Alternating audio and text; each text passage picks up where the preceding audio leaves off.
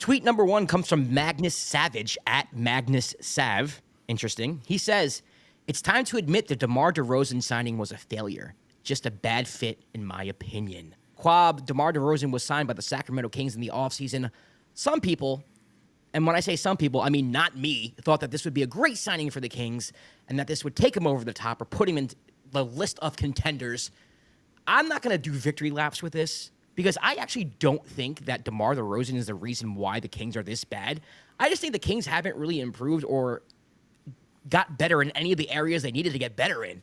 You bring in DeMar DeRozan, you didn't need DeMar DeRozan. My whole beef with the Kings bringing DeMar DeRozan wasn't DeMar DeRozan. It was the fact that you don't need DeMar DeRozan. He was literally the type of player you didn't need for the Sacramento Kings. You need size. You need someone to guard bigs. You need defenders. You need people to play defense on the perimeter. It's not DeMar DeRozan. DeMar DeRozan, yeah, he can go ISO in the clutch, but you had that in De'Aaron Fox, who literally won Clutch Player of the Year 2 years ago. So you have that in a guard. Your offense is fine for the most part. I mean, this year there are some concerns. Kevin Huerter's not shooting well. Keegan Murray is taking a step back out of nowhere, which is not fortunate at all. But you didn't need DeMar DeRozan. So for me, it wasn't so much that DeMar DeRozan was a failure. I don't think he's a bad fit. He's just an unnecessary piece that wasn't going to make you any better. So to me, if I'm the Kings, around the trade deadline, I know there's talk about De'Aaron Fox being shipped off. I don't want to trade De'Aaron Fox despite all the rumors going on. I know that his camp came out and said a few things. But I still think there is ways to improve this team. You do have pieces that you can trade maybe to help yourselves in the interior, maybe to get some defensive perimeter help, even though I do think you have some with Keon Ellis on the bench who doesn't get too much playing time. Kwab, what are your thoughts? Was this a bad move? Was this a bad fit? Is this a failure? What are your thoughts? I don't think it was such a bad fit. I just feel like it hasn't gone as well as they expected. I think the main reason they wanted DeMar was because of half-court offense, just because sometimes they'll get boggled down during the half-court, and if it wasn't Sabonis just kind of just driving his chest through somebody or the handoff with, like, Monk, like, they weren't getting, like, consistent play in the half-court, so, like, they wanted to bring somebody who's notoriously can also get a bucket in the half-court just to open that up for the rest of the team. And it just hasn't gone according to plan. Like, yes, I guess Keegan Murray is taking kind of offensively, stat-wise, a little bit of a step back, but he hasn't shot the ball well from 3 at all this year. I mean, it's kind of, to me, you kind of sort of expected it just because you're not going to get as many shots as you did before with DeMar on the team now. So it's less shots to go around. Sometimes they have the lineup where they start with Keon Ellis because as a defender to change it up a little bit, but the West is tough as shit. Like, it's gonna happen. You're gonna lose some games, but some games they shouldn't lose. They've been losing. That's the main problem. Like, you got to be able to win those certain games where, like, there's games where they'll be up by, like, in double figures and they don't sustain a lead and they lose. Those games are important, especially in the West. But there's certain improvements, like you said, that they can make. I don't know. I don't think it's giving up Fox. I was shocked when I saw the rumor because I feel like Fox has always been, like, very, very, like, straightforward about how much he wants to stay in Sacramento, how much he wants to build there, he wants to win there. Like, so to see that is like that being a possibility. I don't know if that was a troll. That kind of just kept building up or whatever. But I don't know where they actually, like, could pivot in terms of the trade market though. Like, do you think they go after, like, backup size or maybe another perimeter player? That's like the thing, yeah. It's like, because you got to play Sabonis at the 4, right? If you do have a starting caliber center. Yeah, but do you want to play? Because he's effective. He's been effective at the 5. I know, and that's kind of like the whole conundrum with the Kings, where it's like, I mean, they've had Alex Len, they've had JaVale McGee as backup centers who have. Yeah.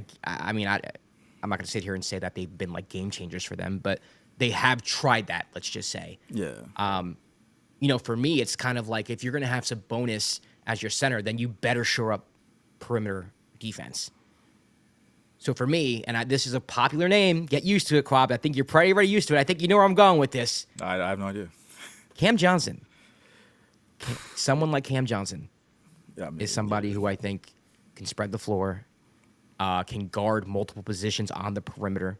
You can use when he switches. I mean, they need a couple players like that. And to me, it's not just Cam, though. You know what I mean? Like, you can't just bring in Cam Johnson, then all of a sudden, like, your defense is, like, tightened up, and all of a sudden, like, you are a good defensive team. You're going to have to tighten things up a little bit. Keon Ellis is your best defender.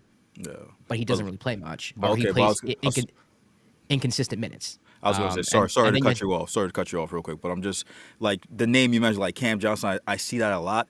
Cam Johnson is not gonna, like you said, he's not gonna change your defense. Right, Like he's that's gonna, my point. yeah, perimeter wise, he's gonna be a great addition shooting wise. But like, But there's no one out there. There's no one out there. yeah, maybe Dorian Finney-Smith again, another Nets player like that. Trade for both of them. If you have the assets, maybe that might be the choice. Like Just give up everybody. But that's what I'm saying. Like, you need players like that. But the problem is, like you said, like getting Cam Johnson in a one, like that's just not gonna. Like, what is that gonna do? Yeah. You know what I mean? You might be a little better defensively, but what is that gonna do? Nothing really, right? So, for me, I don't know if the answer is really in the cards for the Kings this year. Maybe you get a little better, maybe you don't. Maybe Keegan Murray starts hitting the three. You know, I mean that's part of it too. I mean they've have Kevin Huerter, who has had one good year with them. I think 2022 was like the one year where he was hitting everything, and now he's kind of like regressed back to his mean. I mean, he really was never that good. I wouldn't say he wasn't that good. He was good with the Hawks, but he wasn't what he was in 2022. 2022 was his Dante DiVincenzo year, essentially, and he's not that anymore. So I think the Kings have some holes they need to fix. I like De'Aaron Fox and Sabonis, man. I like them a lot together. You know, that's not a core I would want to blow up. It's a core that I kind of want to tweak the edges around. You know, I love Malik Monk. He stayed with the Kings in the offseason. I think he's a perfect guy to bring off the bench, but I don't think he's someone you revolve your offense around too often. So I think the Kings have some of the answers there, but I do think they have a long way to go. And to address this tweet, I would quote tweet it, and I would say something along the lines of, this isn't DeMar DeRozan's fault.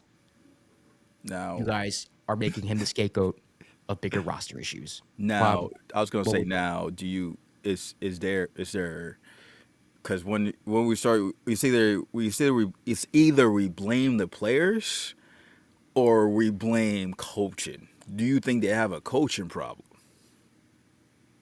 No. I mean, No. I know some Kings fans are not happy with Mike Brown because he is a defensive coach, and defensively they're not good. I think it's a roster construction issue. I think if you just don't have the roster to do so, like, what can you do? Yeah. I mentioned his name like 5 times already, but the only thing I would do is just play Keon Moore. I think you have a good enough roster where you can sacrifice some offense to have your best perimeter defender out there. I do think they're missing Davion a lot. I know that he was another one who was like in and out, but he's one of the best perimeter defenders in the league, especially the point of attack for point guards. You know, you can't get your offense started if, you know, that guy's all up in your grill. Yeah. So I don't know. They're missing dogs on the defensive end. That's the biggest part for me.